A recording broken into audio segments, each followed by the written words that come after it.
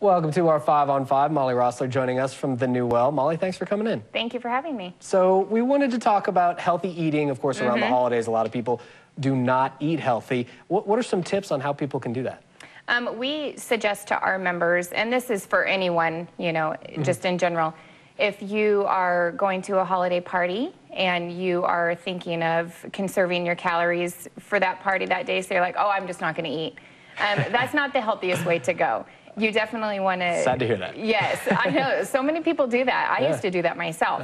But what happens is your body will store everything that you put in it that night. So you're going to go to the party, A, really hungry and probably overeat, and then B, everything that you're putting in, your body's in survival mode because it didn't have any nourishment, you know, for hours and hours before you go. So definitely having normal eating just as you normally would, a good breakfast and a healthy lunch, and then even doing a small protein bar before you go to the party will help, you know, fill you up so you're not as likely to just be hungry. Exactly. Okay, and what about if you're cooking? Are there any things people can do? Yeah. Because I know when I cook, especially if you're talking about a big party, there's a lot of little things that look good, and you know you need to taste to make sure it's good for your guests. Absolutely.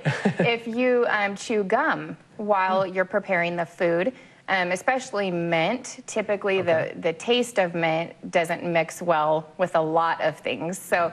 You know, you're less likely to spit out the gum and taste, you know, like gravy, for example, mint and gravy. Yeah, that doesn't sound good. No, it doesn't go very well. So if you chew that gum, it'll distract you from the need or just the habit of putting things in your mouth because your mouth is already occupied with gum. And what about water? I've heard water, drinking a cup or two or something like that can help you avoid overeating. It does. And a great tip is if you're at a party, typically before you're going, if you go ahead and drink a cup of water or two.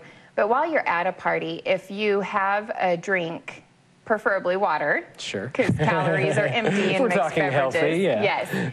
Having that in your dominant hand, that way you're less likely to just go table to table. Go grazing with that other. Exactly. So your dominant hand will just totally distract you from that desire to just pick up all of those little extras that add up, like the nuts, the cheeses, the dips. The little things that make a big difference. They do make a big difference. Wow, that's a good one. All right, well, we'll have much more with Mollee in just a moment. Stay with us.